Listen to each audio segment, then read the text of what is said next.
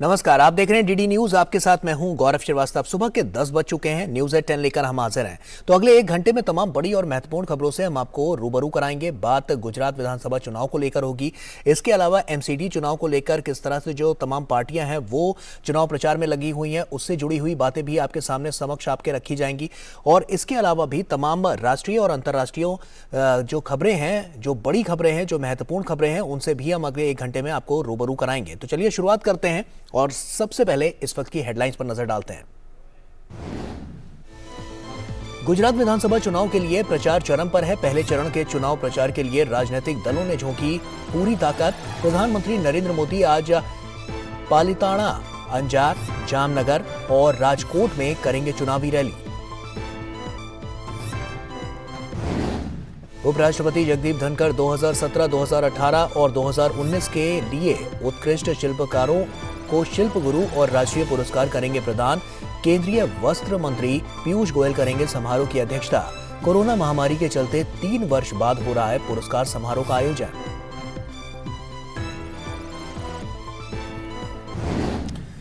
भारतीय सेना और ऑस्ट्रेलियाई सेना के बीच संयुक्त रूप से राजस्थान के बीकानेर में द्विपक्षीय प्रशिक्षण अभ्यास ऑस्ट्रा हिंद 22 की शुरुआत।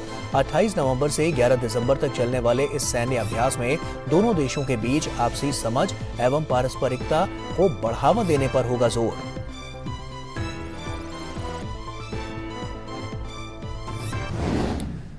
रक्षा मंत्री राजनाथ सिंह और फ्रांस के रक्षा मंत्री सेबेस्टियन लेकोर्नु भारत फ्रांस वार्षिक रक्षा वार्ता की करेंगे सह अध्यक्षता।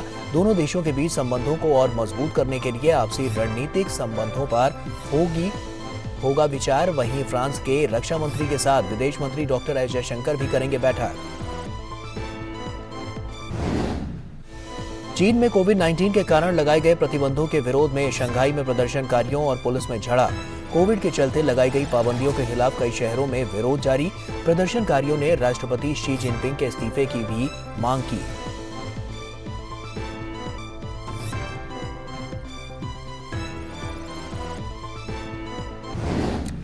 फीफा विश्व कप में 4 बार की चैंपियन जर्मनी की अंतिम 16 में पहुंचने की राह हुई मुश्किल।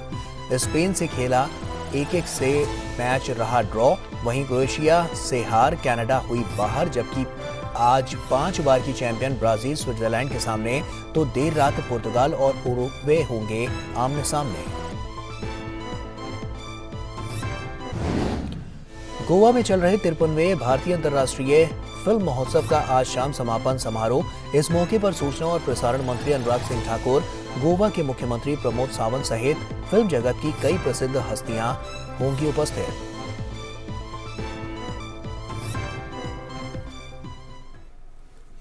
और आइए अब खबरों की शुरुआत करते हैं। गुजरात विधानसभा चुनाव के पहले चरण की सीटों पर चुनाव प्रचार चरम पर है। हर सियासी दलों ने चुनावी प्रचार के लिए अपनी पूरी ताकत झोंक दी है। सभी राजनीतिक पार्टियां अपनी जीत का दावा कर रही हैं। राज्य में विधानसभा चुनाव के लिए धुआंधार प्रचार जारी है।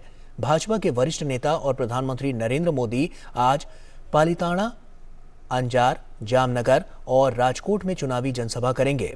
चुनाव में जीत सुनिश्चित करने के लिए भारतीय जनता पार्टी अपनी पूरी ताकत झोंक रही है। वहीं पार्टी के वरिष्ठ और दिग्गज नेता राज्य में धुआंधार प्रचार कर रहे हैं। कांग्रेस और आम आदमी पार्टी समेत विभिन्न पार्टियों के नेता भी पूरे दमखम के साथ राज्य में चुनाव प्रचार कर रहे हैं। राज्य में पहले चरण के लिए 1 दिसंबर को मतदान होगा।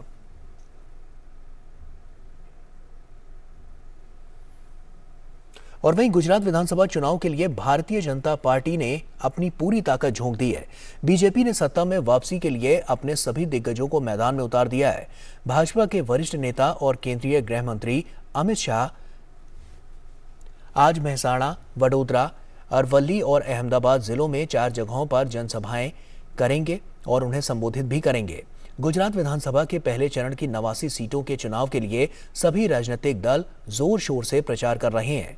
इस चरण का मतदान 1 दिसंबर को होगा। और वहीं कांग्रेस, आम आदमी पार्टी सहित कई पार्टियां चुनावी मैदान में पूरा पसीना बहा रही हैं। कांग्रेस अध्यक्ष मल्लिकार्जुन खड़गे आज अहमदाबाद में संवाददाता सम्मेलन करेंगे। वे मेहसाणा और अहमदाबाद में रैली को संबोधित करेंगे। कांग्रेस के वरिष्ठ नेता और राजस्थान के मुख्यमंत्री अशोक गहलोत भी चुनाव प्रचार करेंगे। आम आदमी पार्टी के वरिष्ठ नेता भी सार्वजनिक सभाओं को संबोधित करेंगे।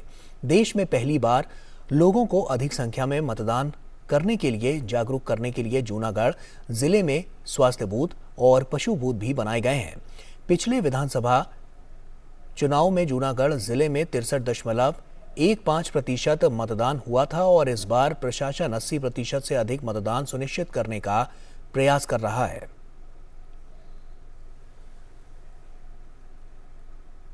गुजरात विधानसभा के चुनावी सफर को लेकर अगर हम बात करें तो ऐसे में कच्छ में जिस तरह की स्थितियां हैं और वहां पर विकास को लेकर किस तरह की राय लोगों की है वहां पर, तो ऐसे में चुनावी सफर में इसका जायजा लिया है टीडी न्यूज की टीम ने। और एक छोटे से ब्रेक का यहां पर वक्त हो गया। ब्रेक के उस पार गुजरात विधानसभा चुनाव से जुड़ी और तमाम अपडेट्स हम आपके साथ साझा करेंगे। छोटे से ब्रेक के लिए यहां पर रुक रहे हैं, जल्द लौटते हैं।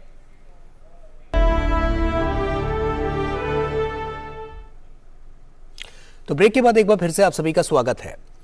गुजरात विधानसभा के चुनावी सफर में डीडी न्यूज की टीम कच्छ जिले के अंजार पहुंची। अंजार में कई तरह के उद्योग धंधे तो हैं ही, ये शहर खास तरह की तलवार के लिए भी जाना जाता है। चुनावी सफर में आज मुद्दों से अलग हटकर देखते हैं आखिर क्यों प्रसिद्ध है अंजार की तलवार। घरों में सजाने के लिए इसे लोग खूब खरीदते हैं। देखिए, गुजरात के चुनावी सफर में हम अलग अलग जगह जा रहे हैं। शहर और कस्बों में जाकर वहां क्या खासियत है ये जानने की कोशिश कर रहे हैं। तो हम कच्छ के अंजार कस्बे में मौजूद हैं और अंजार की तलवारें बहुत प्रसिद्ध हैं। किस लिए प्रसिद्ध हैं ये हम बात करेंगे, लेकिन फिलहाल आप देखिए कि इन तलवारों को खरीदने के लिए यहाँ कुछ लोग आए हुए हैं, उनसे हम बातचीत करेंगे। और खासियत ये है इस तलवारों की कि ये पूरी तरह से हैंडमेड है। लगातार हम देख रहे हैं कि काफी समय से ये काम हो रहा है और जो पर्यटक हैं या कच्छ और भुज के लोग हैं वो तलवारें खरीदते हैं। किस लिए खरीदते हैं इसे? ये शादी के लिए, किसी को ऐसे ही होता है, शौक होता है, कभी शौक में घर में रखने के लिए, शौक के लिए। किससे बनती है? लोहे से या स्टील? लोहे से बनती है, गाड़ी से पट्टे से बनती है, स्टील से बनती है, सब अलग अलग प्रकार की होती है। समय में बदलाव के साथ क्या बदलाव आया है? अब कटारे भी बनने लगी होंगी, छोटी तलवारें क्या बनने को? कटारे भी बनती है, जिससे गला की ऐसी चॉइस होती है इसमें बनता है। छोटी तलवारें और कटारे भी खूब बिक रहे होंगे, क्योंकि बड़ी तलवारें ले जाने में थोड़ी दिक्कत होती है। वो भी बिकती है, छोटी कटारे भी ज्यादा बिकती है, ऐसा नहीं है। बताइए कि आप तो पढ़ रही होंगी, अपनी मम्मा के साथ आई हैं तलवार लेने, देखने, ये देख के कैसा लग रहा है? अच्छा लग रहा है बहुत। तो आपके यहाँ परंपरा है इधर कच्छ में और ये तलवारें खरीदने की, गिफ्ट करने की? परंपरा तो नहीं है, लेकिन किसी को अच्छा लगता है तो वो गिफ्ट करता है। तो तलवारें देखकर कैसा लग रहा है? ऐसे तो कभी तलवारें उस तरह हाथ में लिया नहीं होगा आपने। अच्छा लग रहा है बहुत। ये देखिए, यहाँ पर जो तलवारें लेने आई हैं ये तलवार हाथ में लेकर देख रही हैं और इस तरह से हम देख रहे हैं कि बहुत सारे लोग जो आते हैं वो इन तलवारों को खरीदते हैं, गिफ्ट देते हैं। और एक यहाँ पर कुछ लोग परंपरा के तौर पर या फिर कहें कि शादी ब्याह में या घर में सजाने के लिए इन तलवारों को रखते हैं। तो हम इस तरह से देख रहे हैं कि क्या खासियत है अंजार की, और अंजार की तलवार काफी मशहूर है। तो हमने बातचीत की यहाँ पर कुछ जो लोग आए थे तलवार खरीदने और यहाँ तलवार बेच रहे लोगों को। करीब करीब 100 से ज्यादा कारीगर इन तलवारों को बनाते हैं और यही वजह है कि हम बहुत सारी दुकानों पर अंजार की तलवार बिकते देखते हैं इस अंजार कस्बे में। तो हम गुजरात में क्या खासियत है अलग अलग शहरों की, क्या मशहूर है चुनावी सफर में, उसका भी जायजा लेते हुए चल रहे हैं। कैमरामैन संजय जेना के साथ शैलेंद्र मिश्र, डीडी न्यूज, अंजार। और वहीं कच्छ के गांधीधाम में क्या है टिम्बर उद्योग से जुड़े व्यापारियों के मुद्दे, कच्छ में विकास को लेकर उनकी क्या है राय। चुनावी सफर में जायजा लिया डीडी न्यूज की टीम ने, आप भी देखिए। कच्छ में बढ़िया विकास हुआ है, बढ़िया विकास भी हुआ है, उसके साथ किसानों को भी विकास हुआ है।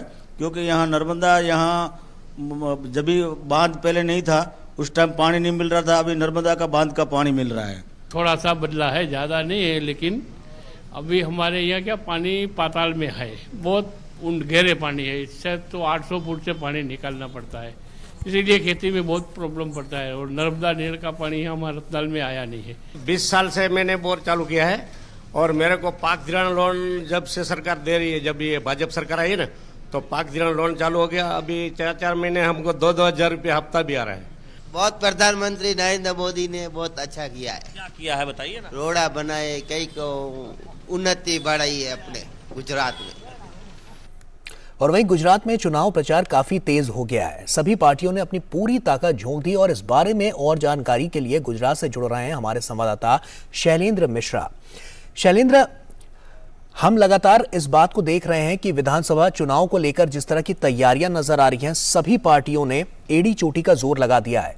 हम जब कच्छ की बात करते हैं, यहां पर पानी की समस्या सबसे प्रबल मुद्दा रही है। ऐसे में सरकार ने बुनियादी ढांचे को विकसित किया है और यहां पर जिस तरह की जो लोगों को सुविधाएं दी गई हैं, लोग इसको खुद भी मान रहे हैं। जैसा कि हम देख रहे थे आपकी रिपोर्ट के जरिए भी, वहां पर भी लोगों ने अपनी प्रतिक्रियाओं में इस बात को रखा है।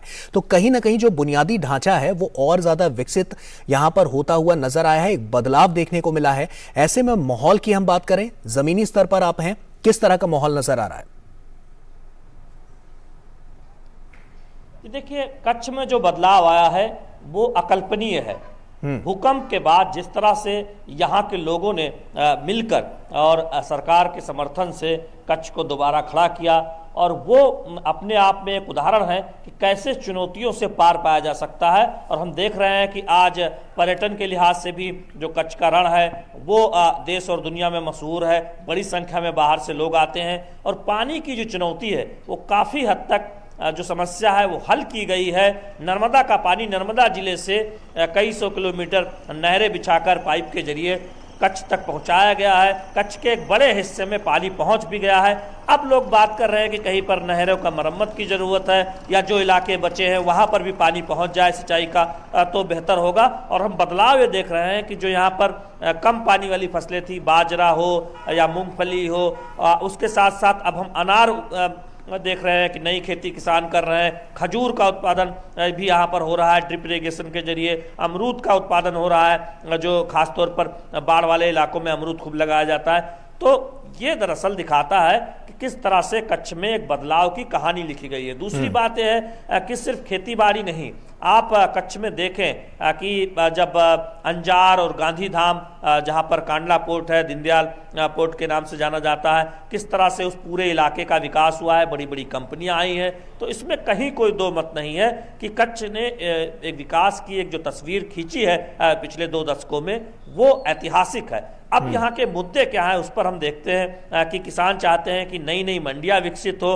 जिससे जो वो फल जो नए उपजा रहे हैं, जो अमरूद उपजा रहे हैं, उसको बेहतर कीमत मिल सके। जो परंपरागत फसलों के अलावा भी जो फसल उपजा रहे हैं, ड्रिप इरिगेशन के एक तरह के हैं। उदाहरण के तौर पर कच्छ को देखा जाता है कि कैसे ड्रिप इरिगेशन का यहाँ विस्तार हुआ है, इसमें कम पानी की खपत होती है सिंचाई के लिए, और भी तमाम सुविधाएं। तो निश्चित तौर पर वो मुद्दे उठते हैं। अब लोग थोड़ा कनेक्टिविटी और बेहतर हो सके कच्छ में, इस पर बात करते हैं गांधीधाम में कि कैसे यहाँ पर कनेक्टिविटी, जो हवाई कनेक्टिविटी है वो और बेहतर हो, साथ ही साथ रेल संपर्क और बेहतर हो। इन सब की बात होती है। लेकिन इस बात को सभी मानते हैं कि कच्छ जो जिला, जो देश का सबसे बड़ा जिला है, उसका अभूतपूर्व विकास हुआ है इनोवेटिव आइडिया के जरिए, बड़ी बड़ी विकास परियोजनाओं के जरिए और खेती बाड़ी में क्रांति के जरिए। तो निश्चित तौर पर हम देख रहे हैं, और पर्यटन भी उसमें एक 4 चांद लगाता है। तो उसकी सभी चर्चा करते हैं कच्छ में।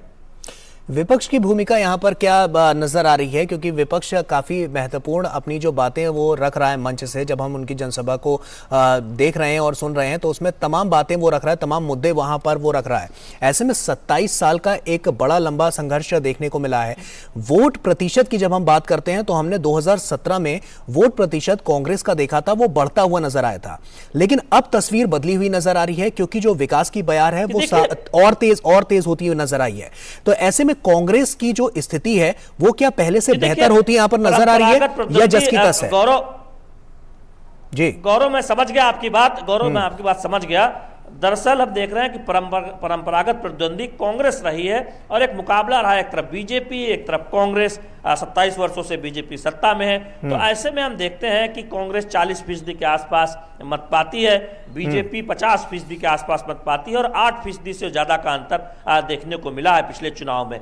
अब इस बार एंट्री है आम आदमी पार्टी की, वो कितना प्रदर्शन कर पाएगी ये चुनाव के नतीजे बताएंगे। लेकिन कच्छ में वो कुछ मुद्दों को उठा रही है। लेकिन जो मुद्दे उठाए जा रहे हैं राजनीतिक दलों के द्वारा, विरोधी दलों के द्वारा बीजेपी के, वो मुद्दे ये हैं कि कच्छ के हर जगह पर पानी पहुंचेगा। यानी वो जिला जो पानी के लिए तरसता था, ऊंचाई पर था, नर्मदा का पानी जहां लाने के लिए एक तरह से कहें कल्पना आज से 20-30 साल पहले नहीं की जा सकती थी, बड़ी नहरों के जरिए सैकड़ों किलोमीटर पाइप और नहरों के जरिए जो पानी पहुंच गया कच्छ में, जगह जगह पहुंच रहा है। अब जो कुछ जगह बचे हैं वहां तक पानी पहुंचाने का वादा राजनीतिक दल कर रहे हैं। तो आप समझ सकते हैं कि कितना बड़ा विकास की जो प्रक्रिया है पानी पहुंचाने की, उससे कच्छ आगे बढ़ा है। पर्यटन को लेकर हम जानते हैं कि कच्छ के रण ने कितना ध्यान आकर्षित किया है देश और दुनिया के पर्यटकों का। जब लोग यहाँ आते हैं, यहाँ जो बनी टेंट सिटी है उसमें रहते हैं, रण में चलते हैं, तो वो एक बड़े पर्यटन के केंद्र बना है और उसकी वजह से बहुत सारे लोगों को रोजगार मिला। तो हम उस मुद्दे को उठते हुए देखते हैं कि और सुविधाएं होंगी, किसानों के लिए हम बेहतर व्यवस्था करेंगे।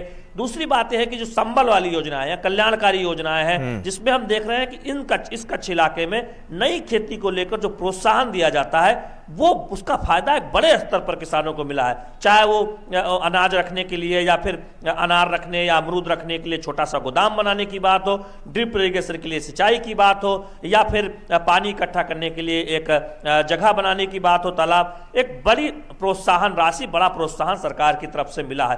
तो केवल संपर्क ही बेहतर नहीं हुआ है, उद्योग धंधे जितने बेहतर हो सकते हैं उस पर काम हुआ है, और पानी जहां तक पहुंच सकता है उस पर काम हुआ है, और आगे पानी पहुंचाने की प्रक्रिया भी जारी है। तो उन मुद्दों को हम विपक्ष के द्वारा उठाते हुए देखते हैं कि यहां हम और बेहतर संपर्क करेंगे, साथ ही साथ पानी बिल्कुल अंतिम छोर तक पहुंचा देंगे। और विपक्ष के ये मुद्दे और ये वादे ही बताते हैं कि कच्छ ने विकास के बदलाव को जो कहानी है और 2 दशकों में वो कितनी आगे बढ़ी है। और यही वजह है कि आज देश दुनिया में कच्छ का नाम इस बारे में लिया जाता है कि इतनी चुनौतियों के बावजूद एक इलाका जहां सिर्फ एक बार 20-22-21 साल पहले भूकंप नहीं आया, उससे पहले भी प्राकृतिक आपदाओं का एक इतिहास रहा है और बार बार कच्छ उठ खड़ा हुआ है। इसीलिए कच्छ के लोगों की जिज्ञासा की चर्चा होती है। और अब जब चुनाव है तो निश्चित तौर पर मुद्दों की चर्चा हो रही है, आरोप प्रत्यारोप भी हो रहे हैं। चुनाव के दौरान हमने देखा है कच्छ में भी जो 6 विधानसभाएं हैं उस पर तमाम पार्टियों की जब हम बात कर रहे हैं तो आम आदमी पार्टी को भी इसमें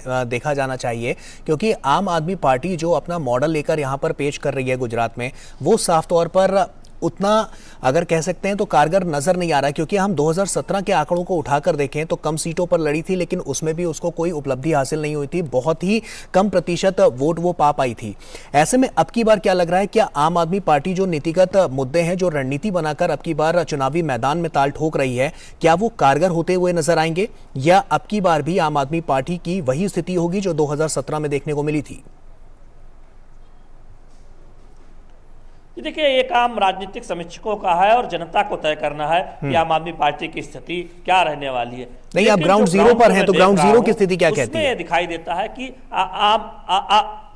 वही बता रहा हूं कि आम आदमी पार्टी इस बार बड़े स्तर पर लड़ने की कोशिश करती दिखाई देती है। क्योंकि पिछली बार सभी सीटों पर चुनाव नहीं लड़ पाई थी, इस बार हम देख रहे हैं कि कमोबेश सभी सीटों पर चुनाव लड़ने की कोशिश है। एक आध जगह जरूर उम्मीदवार ने नाम वापस लिए, लेकिन चुनाव प्रचार उस लिहाज से उनकी तेजी पकड़ता हुआ दिखाई नहीं दे रहा है। क्योंकि जमीनी स्तर पर उतने कार्यकर्ता नहीं है, वो संगठन नहीं है। उनके बड़े नेता जरूर आ रहे हैं, अरविंद केजरीवाल, भगवत मान और साथ ही साथ राघव चड्ढा, और वो प्रचार कर एक कोशिश कर रहे हैं कि ये बताया जाए जनता को कि बीजेपी का विकल्प कांग्रेस नहीं, आम आदमी पार्टी हो सकती है। अब ऐसे में कितना समर्थन मिलेगा ये चुनाव के नतीजे बताएंगे, लेकिन चुनौतियां बहुत है आम आदमी पार्टी के सामने। और हम देख रहे हैं कि ज्यादातर सीटों पर एक तरफ बीजेपी है और दूसरी तरफ कांग्रेस पार्टी है। इस बीच आम आदमी पार्टी कितना स्थान बना पाएगी ये देखने वाली बात होगी, क्योंकि आम आदमी पार्टी के लिए ये बहुत आसान नहीं है और एक बड़ी चुनौती है कि ऐसे राज्य में जहां एक तरफ परंपरागत तौर पर कांग्रेस रही है, एक तरफ बीजेपी रही है पिछले 27 सालों से सत्ता में, उस बीच अपना स्थान बनाना और लोगों का ध्यान आकर्षित करना निश्चित तौर पर एक चुनौती है आम आदमी पार्टी के लिए।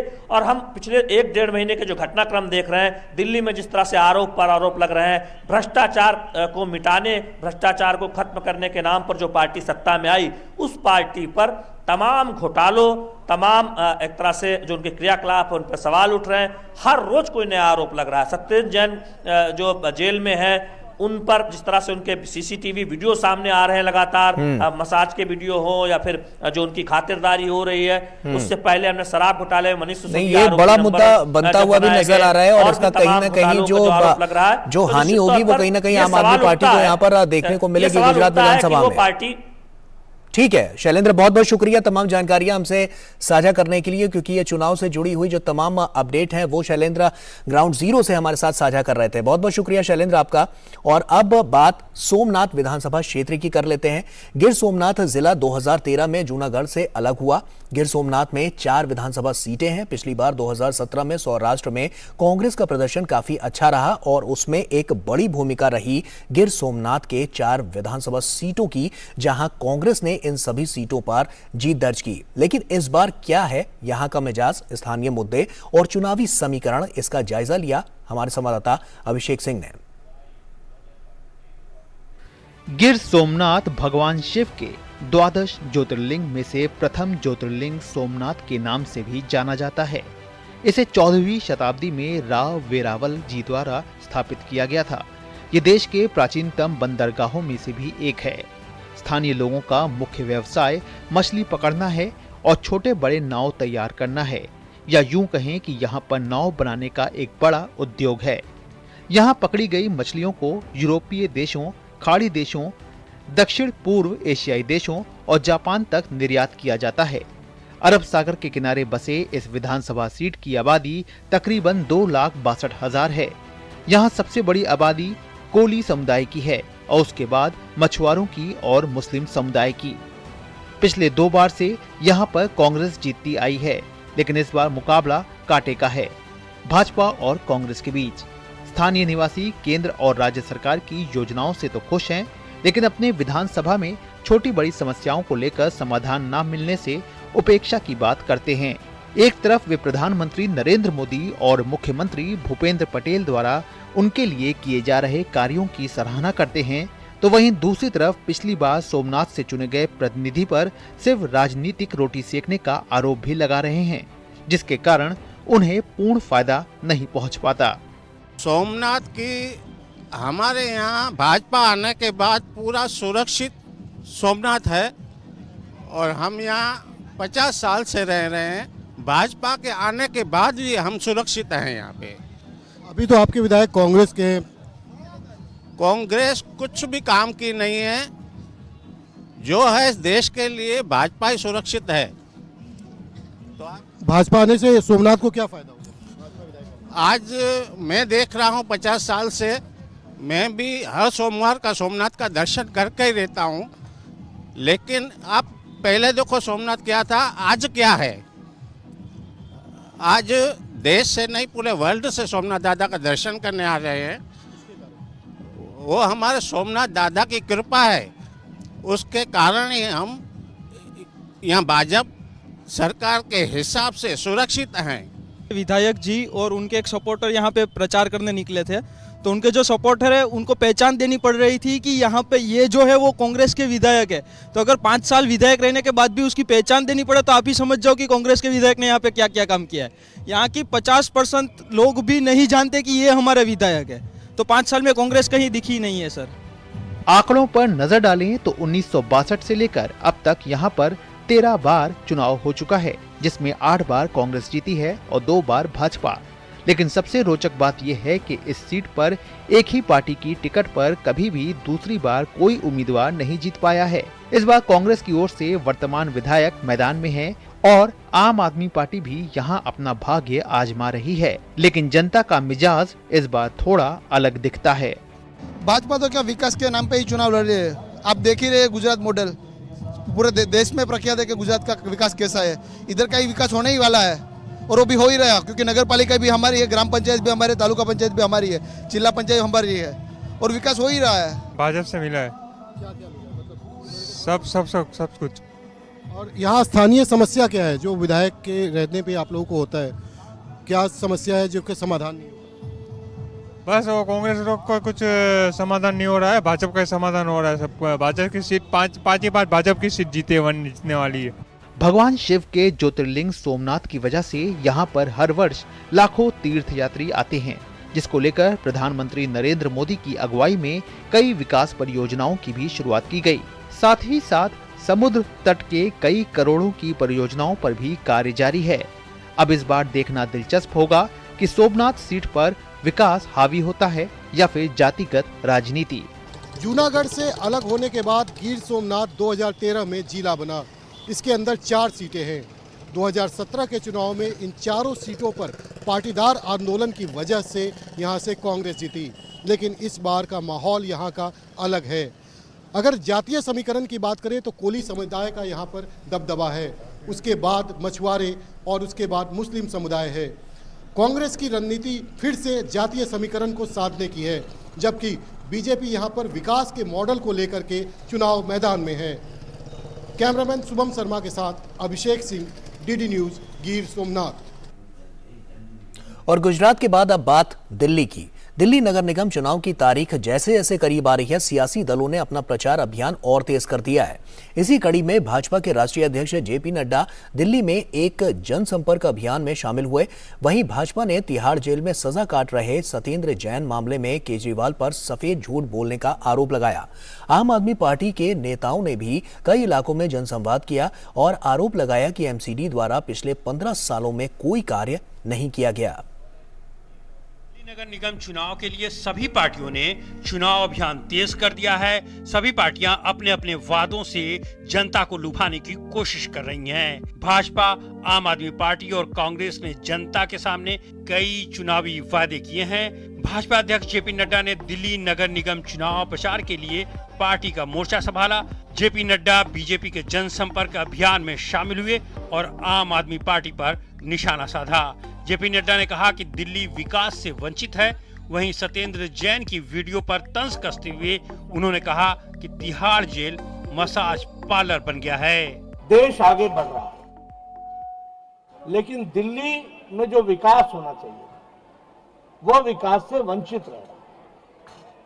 उसका मूल कारण है कि यहाँ जो सरकार बैठाई है वह सरकार आम आदमी के विरोध में काम कर। इस बीच केंद्रीय मंत्री पीयूष गोयल ने अमर कॉलोनी में रोड शो करते हुए बीजेपी उम्मीदवारों के लिए वोट मांगा। वहीं उत्तराखंड के मुख्यमंत्री पुष्कर सिंह धामी ने मोती नगर में एमसीडी चुनाव के लिए डोर टू डोर कैंपेन किया। उन्होंने कहा कि लगातार जेल से वीडियो सामने आ रहे हैं, भ्रष्टाचार के मामले सामने आ रहे हैं। दिल्ली की जनता ये सब कुछ देख रही है। जो पार्टी भ्रष्टाचार के खिलाफ कहती थी कि हम काम करेंगे, उन्होंने पूरी तरह से यहाँ पर भ्रष्टाचार जमा दिया है। उनके मंत्रियों के लगातार जेलों से भी वीडियो जारी हो रहे हैं, वीडियो आ रहे हैं, लगातार तमाम प्रकार के भ्रष्टाचार के मामले आ रहे हैं। शिक्षा विभाग के घोटाले सामने आ रहे हैं, आबकारी विभाग के घोटाले सामने आ रहे हैं।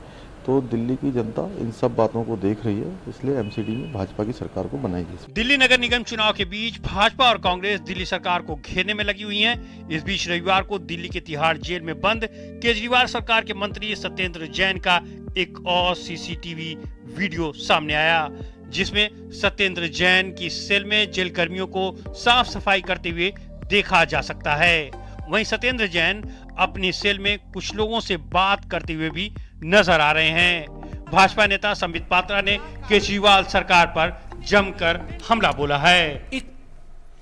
और इस बीच आपको बता दें कि प्रेस कॉन्फ्रेंस हो रही है, आपको वहां लिए चलते हैं। दिल्ली प्रदेश अध्यक्ष लेकिन आदेश गुप्ता संबोधित कर रहे हैं। दिल्ली सरकार ने कोई जगह मुहैया नहीं कराई, बावजूद उसके केंद्र सरकार ने डीडीए की ओर से दिल्ली नगर निगम को जगह मुहैया कराई और हमने 17 मल्टी लेवल पार्किंग बना दी है और दिल्ली नगर निगम 17 से अधिक मल्टी लेवल पार्किंग की बनाने के प्रोसेस में है और 100 से ज्यादा स्टेक पार्किंग हमने बनाकर तैयार करके पार्किंग की समस्या का निवारण की ओर हम बढ़ गए हैं। एक बहुत बड़ा अचीवमेंट दिल्ली नगर निगम का है। आज दिल्ली सरकार कहती है, दिल्ली सरकार के पास पीडब्ल्यूडी है, दिल्ली सरकार के पास ड्यूसिब है, वहां स्ट्रीट लाइट की कोई व्यवस्था नहीं, अगर है तो वही पुरानी बाबा आदम जमाने की। दिल्ली नगर निगम ने पिछले 5 वर्षों के अंदर 7.5 लाख दिल्ली की कॉलोनियों के अंदर स्ट्रीट लाइट को एलईडी में परिवर्तित किया है। एलईडी लाइट चमचमाती हुई दिल्ली, चमकती हुई दिल्ली की एक बहुत बड़े प्रदर्शन है और आज उसकी वजह से दिल्ली की सभी स्ट्रीट लाइटें जो एलईडी द्वारा संचालित हैं, उसके कारण से ऊर्जा की बचत हो रही है, कम वाटेज में काम हो रहा है।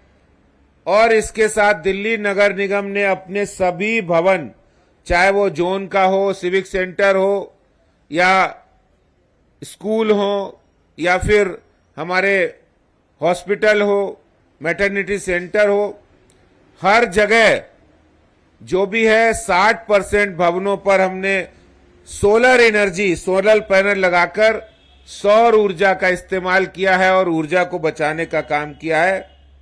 दिल्ली को ग्रीन सिटी बनाने की दिशा में हमने काम किया है। आपको पता है कि दिल्ली के अंदर 16,000 पार्कों का मेंटेनेंस निगम करता है। 16,000 पार्कों में हमने लगभग 6,000 पार्कों के अंदर ओपन जिम लगाने का काम किया है और इन पार्कों के अंदर हमने ग्रीन कवर बढ़ाया है, साइकिल ट्रैक, वॉकिंग ट्रैक, ये भी हमने बहुत बड़ी संख्या में बनाए हैं, जिसके कारण से आज दिल्ली के नागरिक स्वच्छ हवा में और ग्रीन वातावरण के अंदर वो सैर करते हैं। बुजुर्ग हों, बच्चे हों, महिलाएं हों, वहां जिम में जाकर ओपन जिम में एक्सरसाइज भी करते हैं और स्वास्थ्य को बेहतर बनाने के लिए काम करते हैं। दिल्ली नगर निगम इसी दिशा में बहुत आगे बढ़ा है। तो ये प्रेस कॉन्फ्रेंस आप सुन रहे थे। दिल्ली बीजेपी के प्रदेश अध्यक्ष यहाँ पर आदेश गुप्ता इसको संबोधित कर रहे थे और जिस तरह से नगर निगम की जो उपलब्धियां रही हैं बीते 5 साल के कार्यकाल में वो यहाँ पर गिनवा रहे थे, जिसमें उन्होंने बातें कही हैं कि पार्किंग समस्या से किस तरह से निजात लोगों को मिली है। इसके अलावा सोलर एनर्जी और दिल्ली को ग्रीन सिटी बनाने के लिए जिस तरह की जो कवायदें सरकार ने चलाई हैं वो कितनी कारगर साबित हुई हैं, उसका लेखा जोखा वो यहाँ पर सामने प्रस्तुत कर रहे थे। और 16,000 पार्कों की जो मेंटेनेंस का जिम्मा है उसमें किस तरह से नीतिगत फैसले लिए गए, जो रणनीतियां बनाई गई और उसके बाद उनका किस तरह से विकास किया गया, उनके ढांचे को और कितना मजबूत किया गया, इसको लेकर ये पूरी प्रेस कॉन्फ्रेंस थी जहां पर ये अपनी उपलब्धियां गिनाते हुए नजर आ रहे थे।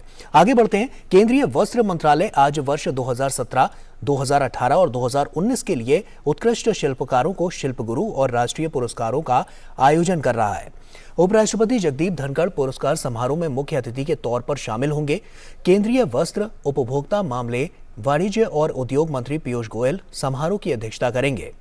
हस्तशिल्प विकास आयुक्त का कार्यालय वर्ष 1965 से मास्टर शिल्पकारों के लिए राष्ट्रीय पुरस्कारों की योजना को लागू कर रहा है और 2002 में शिल्प गुरु पुरस्कारों की शुरुआत हुई थी।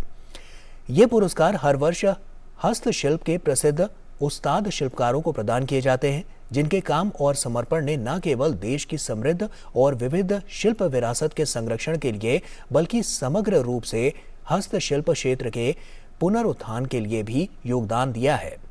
इसका मुख्य उद्देश्य हस्तशिल्प क्षेत्र में उत्कृष्ट शिल्पकारों को पहचान देना है। पुरस्कार विजेता देश के लगभग सभी राज्यों और केंद्र शासित प्रदेशों के साथ साथ विभिन्न स्थानों की विभिन्न शिल्प शैलियों का प्रतिनिधित्व करते हैं। कोरोना महामारी के कारण पिछले 3 वर्षों के पुरस्कार एक साथ प्रदान किए जा रहे हैं।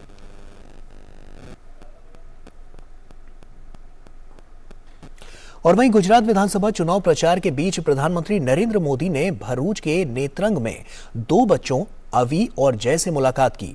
इन बच्चों के माता पिता का 3 साल पहले निधन हो गया था।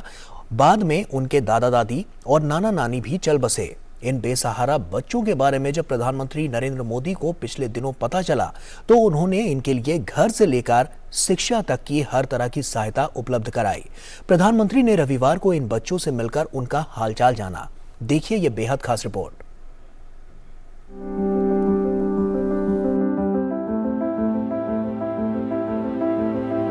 सूरत के काकरापर गांव के रहने वाले अवी और जय के माता पिता का देहांत 3 साल पहले हो गया था। उनके लालन पालन की जिम्मेदारी उनके दादा दादी और नाना नानी के पास थी, लेकिन पिछले साल उनका भी देहांत हो गया। बच्चे अनाथ हो गए थे। सोशल मीडिया में जब ये बात सामने आई तो प्रधानमंत्री ने इन बच्चों के बारे में पता किया और इनके लिए घर से लेकर शिक्षा तक की हर तरह की सहायता उपलब्ध कराई। प्रधानमंत्री मोदी की इस मदद से इन बच्चों के लिए रोशन भविष्य और बेहतर जीवन की राह आसान हो गई है। आज ये बच्चे भविष्य के लिए बड़े सपने सजोए आगे बढ़ रहे हैं। जय बड़ा होकर इंजीनियर बनना चाहता है और अभी बड़ा होकर कलेक्टर बनना चाहता है। आदिवासी समुदाय से आने वाले बच्चों को आज प्रधानमंत्री के रूप में एक ऐसा अभिभावक मिल गया है जो उनके सपनों को पूरा करने के लिए उनके साथ खड़ा है। भरूच के नेत्रंग में जब प्रधानमंत्री रैली को संबोधित करने पहुंचे तो इन दोनों बच्चों से पीएम ने मुलाकात की। प्रधानमंत्री ने उनका हालचाल जाना।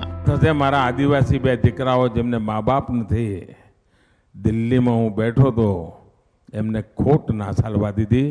घर बनाई दीधो, घर में पंखो, कॉम्प्यूटर, टीवी बधी व्यवस्था थई गई। એટલે આજે બાળકો મળવા આવ્યા હતા। મેં એમને કહ્યું કે તમારે જ્યાં ભણવું હોય એ લઈ જાય। मैंने કહ્યું શું કરવું છે? એક કે મારે કલેક્ટર બનવું છે, બીજું કે મારે એન્જિનિયર બનવું છે। સાહેબ જેના મા બાપ નથી, જેણે જાતે મહેનત કરીને રોટલા શેકીને 6 વર્ષની ઉંમરે જિંદગી શરૂ કરી છે, એ છોકરા જ્યારે આજે દેશના પ્રધાનમંત્રીની બાજુમાં ઊભા રહીને આ સંકલ્પ અને સપના જોતા હોય ને તો મને પણ મારી જાત ઘસવાનો આનંદ આવતો હોય છે। जय और अवी दोनों प्रधानमंत्री से मिलने के बाद काफी खुश हैं। घर की परिस्थिति पूछी और पढ़ने के लिए दूर गांव ले मोटी स्कूल में ले जाने थे। भणी गणी ना आगळ तमे शू बनवा मांगो छो एम तो मैं कीधु कलेक्टर एम। तुम स्कूल पढ़ेगे क्या है ये सब पूछा और तुम्हारा माँ बाप कितने दिन गुजर गए वो पूछा। आगे चल के क्या बनना चाहते हो आप? इंजीनियर। प्रधानमंत्री नरेंद्र मोदी ने ऐसे कई मौकों पर आगे आकर बच्चों और जरूरतमंदों की सहायता की है। बच्चों के साथ बात करके प्रधानमंत्री ने उनकी हर जरूरत का ध्यान रखने का आदेश दिया है ताकि इन बच्चों के सपनों को उड़ान मिल सके। Neeraj Singh, DD news, Netrang, Bharuch. आगे बढ़ते हैं। भारत और ऑस्ट्रेलिया की सेना के बीच द्विपक्षीय प्रशिक्षण अभ्यास ऑस्ट्रा हिंद 22 आज से राजस्थान के महाजन फील्ड फायरिंग रेंज में शुरू होगा। ये 11 दिसंबर तक चलेगा। ऑस्ट्रा हिंद श्रृंखला का ये पहला अभ्यास है जिसमें दोनों देशों की सेनाओं के सभी अंगों की टुकड़ियां हिस्सा लेंगी। ऑस्ट्रेलिया की सेना की 2nd डिवीजन की 13वीं ब्रिगेड के सैनिक अभ्यास स्थल पर पहुंच गए हैं। भारतीय सेना की ओर से डोगरा रेजिमेंट के सैनिक भाग ले रहे हैं।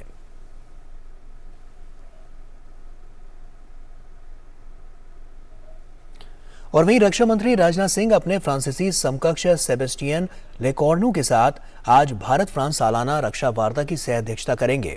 इस दौरान सामरिक साझेदारी और द्विपक्षीय संबंधों समेत कई अहम मुद्दों पर चर्चा होगी।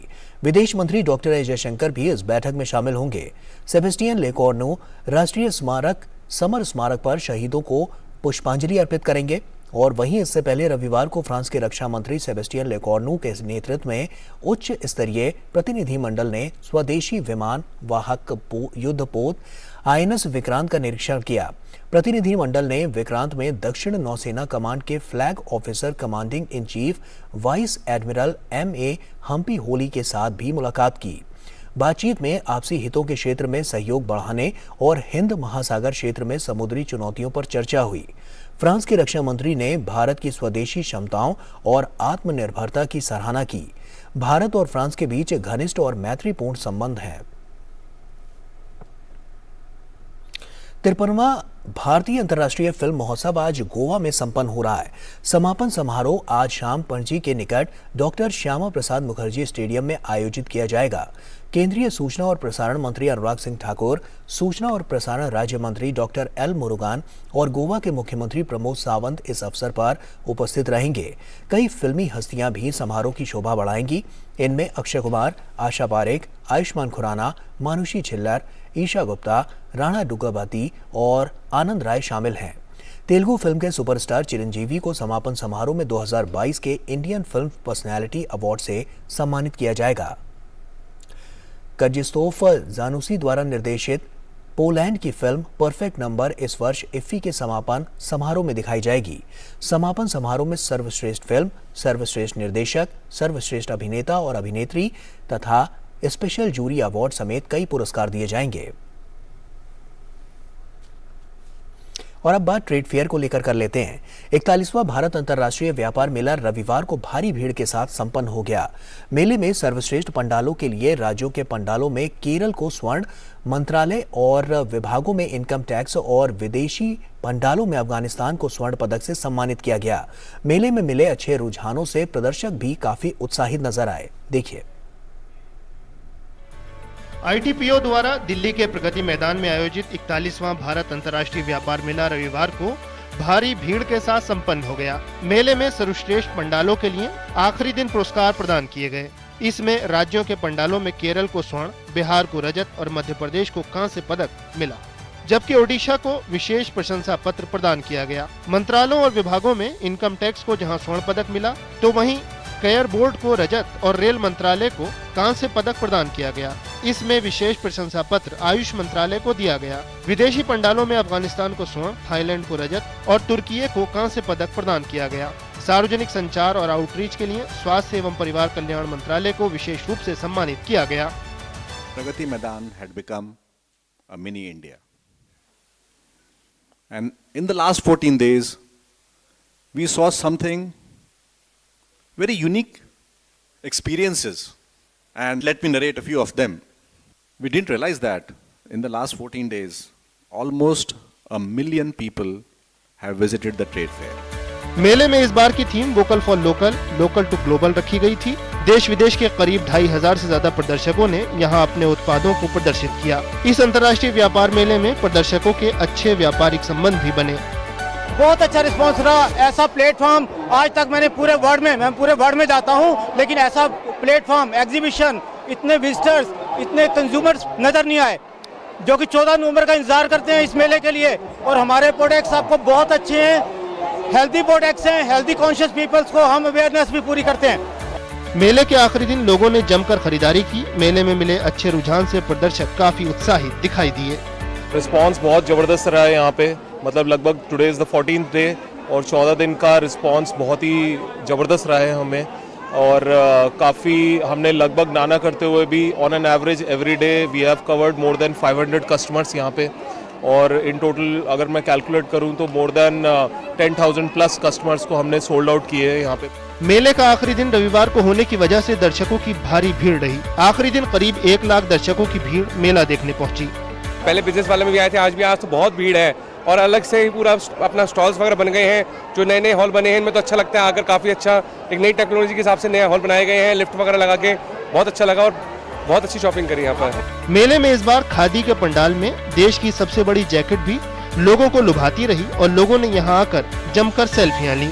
गिरीश निशाना की रिपोर्ट, डीडी न्यूज, दिल्ली। और प्रधानमंत्री नरेंद्र मोदी ने श्री गुरु तेग बहादुर जी के शहादत दिवस के मौके पर उन्हें नमन करते हुए ट्वीट किया और लिखा कि श्री गुरु तेग बहादुर जी के शहादत दिवस पर उन्हें कोटि कोटि नमन करता हूं। उनके साहस और सिद्धांतों के साथ साथ आदर्शों के प्रति अटूट प्रतिबद्धता के लिए उनकी सार्वभौमिक रूप से प्रशंसा की जाती है। उन्होंने अत्याचार और अन्याय के सामने झुकने से इनकार कर दिया था। उनकी शिक्षाएं हमें प्रेरित करती हैं। और उत्तर भारत में ठंड ने दस्तक दे दी है। दिल्ली एनसीआर में सुबह और शाम को ठंड महसूस की जा रही है। हालांकि दिन के वक्त धूप खिली हुई है। ठंड के साथ कोहरा भी दिल्ली वासियों के लिए परेशानी का कारण बन रहा है। वहीं उत्तर प्रदेश, राजस्थान और हरियाणा में भी पारा लगातार गिर रहा है। मौसमी करवट के बाद देश की राष्ट्रीय राजधानी दिल्ली में न्यूनतम तापमान में भी गिरावट जारी है। भारत मौसम विभाग की माने तो आने वाले कुछ दिनों के दौरान तापमान में और गिरावट दर्ज की जाएगी। पहाड़ी क्षेत्रों में भी ओलावृष्टि की संभावना के साथ कई स्थानों पर बारिश और हिमपात की संभावना है। उत्तर प्रदेश के आकांक्षी जिले सोनभद्र में किसानों की आय बढ़ाने के लिए केंद्र सरकार की कुसुम योजना के तहत रियायती मूल्य पर सौर सिंचाई पंप उपलब्ध कराए जा रहे हैं।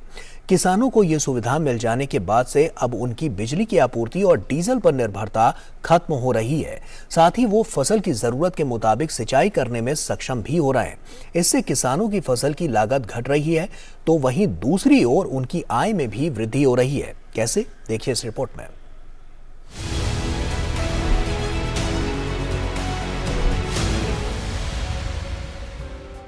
केंद्र सरकार द्वारा उत्तर प्रदेश के सोनभद्र को आकांक्षी जिलों की सूची में शामिल करने के बाद यहां चलाई जा रही विभिन्न विकास योजनाएं लोगों के लिए काफी मददगार साबित हो रही हैं। खासकर किसानों के लिए ये योजनाएं बेहद लाभकारी सिद्ध हो रही हैं। पहाड़ी और पिछड़े अंचलों वाले इस जिले में सिंचाई के लिए बिजली पर आश्रित रहने वाले किसानों को कुसुम योजना का लाभ न सिर्फ धरातल पर दिखाई दे रहा है, बल्कि इन योजनाओं का लाभ उठाकर किसान खुशहाल भी दिख रहे हैं। ग्रामीण अंचलों में बिजली की कमी और महंगे होते डीजल के दाम अब किसानों की खेती में कहीं से भी बाधक नहीं बन रहे हैं, क्योंकि अब किसानों ने कुसुम योजना के तहत सोलर पैनल के माध्यम से बिजली की पूर्ति कर फसलों की मांग के अनुरूप समय समय पर सिंचाई कर पा रहे हैं। सौर ऊर्जा जो है कुसुम योजना के अंतर्गत लगा है कृषि विभाग के द्वारा। ये मेरा सर 3 किलोवाट का है सोलर पैनल और 2 हार्स पावर का इसमें मोटर लगा हुआ है। बटन दाबे तुरंत पानी जो है निकल गया। इससे जो है हम मिनी चला रहे हैं, पोर्टेबल स्प्रिंकलर चला रहे हैं, ड्रिप चला रहे हैं। पहले सर ये होता था जिससे हम लोग डीजल इंजन से चलाते थे, अपना काम करते थे, तो 100 रुपया से ऊपर जो है डीजल इंजन का खर्च गिर रहा है। डीजल इंजन का मेंटेनेंस भी इस तरह से 150-200 रुपया घंटे से पानी निकलता था। और यहाँ हमारा जो है 10 से 4 यानी 6-7 घंटे पानी जो है बिना पैसे में जो है निकल रहा है, बिना डीजल खर्च का। इससे बढ़िया हम लोगों को क्या फायदा चाहिए। सिंचाई के लिए कुसुम योजना को किसानों के लिए अत्यंत लाभकारी बताते हुए जिले के कृषि उपनिदेशक के मुताबिक सरकार इस पर 60% सब्सिडी देती है और किसान आगे बढ़कर इसे प्राप्त करने के लिए पंजीकरण भी करा रहे हैं। 60% जो है गवर्नमेंट इसमें पे करती है। बहुत से ऐसे इंटीरियर प्लेस है जहाँ बिजली नहीं है, वहाँ के किसानों के लिए रामबाण है। वहाँ पर किसान अगर इसको लगवा लेते हैं तो उनको पानी की सुविधा लगातार मिलती रहती है और इसमें कोई दिक्कत नहीं है, सिंचाई अच्छी से कर सकते हैं। ग्रामीण अंचलों में किसानों के लिए सबसे बड़ी समस्या बिजली की लगातार आपूर्ति का न होना रहा है। साथ ही डीजल की बढ़ती कीमतें भी समस्याएं खड़ी करती रही हैं। ऐसे में केंद्र सरकार की कुसुम योजना न सिर्फ किसानों को समय पर अपनी फसल की सिंचाई की सुविधा दे रही है, वहीं पैसे की भी खासी बचत करा रही है। Bureau report, DD news.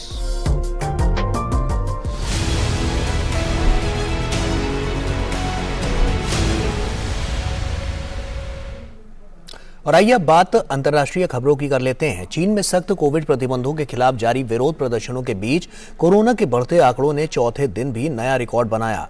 राष्ट्रीय स्वास्थ्य आयोग के अनुसार रविवार को करीब 40,000 नए कोविड मामलों के मामले सामने आए। वहीं सरकार की जीरो कोविड पॉलिसी को लेकर देश के कई शहरों में लोगों का गुस्सा फूट रहा है। लोग कोविड प्रतिबंधों में सख्ती कम करने की मांग कर रहे हैं। रविवार को बीजिंग में के सिंघुआ विश्वविद्यालय में सैकड़ों छात्रों ने विरोध प्रदर्शन किया और लॉकडाउन हटाने की मांग की। इटली के इस्चिया द्वीप पर मूसलाधार बारिश के बाद हुए भूस्खलन में एक नवजात समेत 7 लोगों की मौत हो गई और कई लोग लापता हुए हैं। द्वीप पर लापता लोगों को खोजने का काम तेजी से चल रहा है। दर्जनों आपातकालीन अधिकारी भी द्वीप पर बचाव कार्य के लिए पहुंच गए हैं। आपातकालीन सेवाओं ने बताया है कि इस्चिया द्वीप पर हुए भूस्खलन ने छोटे से कस्बे कैसामिसिओला टर्मे को प्रभावित किया है और इसके अलावा कई गाड़ियां भी समुद्र में बह गई हैं। घनी आबादी वाला इस्चिया द्वीप एक ज्वालामुखी द्वीप है जो नेपल से लगभग 30 किलोमीटर की दूरी पर स्थित है। ये द्वीप हर बार भूकंप, ज्वालामुखी विस्फोट या गंभीर मौसम के बाद आपात स्थिति का सामना करता है। और यूक्रेन के राष्ट्रपति व्लादिमीर ज़ेलेंस्की ने रविवार को कहा है कि रूस निश्चित रूप से उनके देश पर नए मिसाइल हमले करेगा। उन्होंने चेतावनी दी है कि यूक्रेन के रक्षा बलों और नागरिकों को इसके परिणामों का मिलकर सामना करने के लिए तैयार रहना चाहिए। ज़ेलेंस्की ने आगे कहा कि जब तक रूस के पास मिसाइलें हैं वो शांत नहीं बैठेगा। उन्होंने कहा कि आने वाला सप्ताह पिछले सप्ताह की तरह मुश्किलों से भरा हो सकता है। पिछले हफ्ते रूस ने यूक्रेन के ऊर्जा बुनियादी ढांचों पर हमला कर उसे क्षतिग्रस्त कर दिया था, जिससे लोगों को कड़क ठंड में बिजली कटौती का सामना करना पड़ा।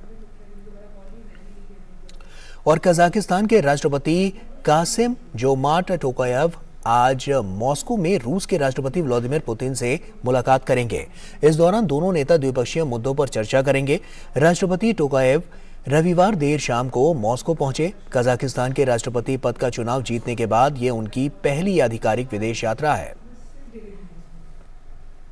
अमेरिका के मैरीलैंड में रविवार शाम एक छोटा विमान दुर्घटनाग्रस्त हो गया और बिजली लाइनों में फंस गया, जिससे आसपास के इलाकों में बिजली गुल हो गई है और इस हादसे में किसी के घायल होने की सूचना नहीं मिली है। संघीय उड्डयन प्रशासन ने विमान की पहचान मोनी M20J के रूप में कर ली है। यह विमान जमीन से लगभग 100 फीट ऊपर फंस गया था, जिसके कारण बचाव के प्रयास में कठिनाइयों का सामना करना पड़ा। इस घटना के कारण करीब 80,000 लोगों को बिजली कटौती के कारण अंधेरे में रहना पड़ा। कतर में खेले जा रहे फीफा विश्व कप में आज भी 4 मुकाबले खेले जाएंगे। दिन के पहले मैच में ग्रुप जी में स्थित कैमरून का सामना सर्बिया से होगा। यह मुकाबला अल जैनौब स्टेडियम में खेला जाएगा। कैमरून और सर्बिया दोनों को अपने पहले मुकाबले में हार का मुंह देखना पड़ा है। ऐसे में दोनों की कोशिश इस मुकाबले को जीत प्रतियोगिता में जीत का खाता खोलने की होगी। कैमरून को जहां स्विट्जरलैंड के हाथों हार मिली थी, वहीं सर्बिया को अपने पहले मैच में ब्राजील ने शिकस्त दी थी।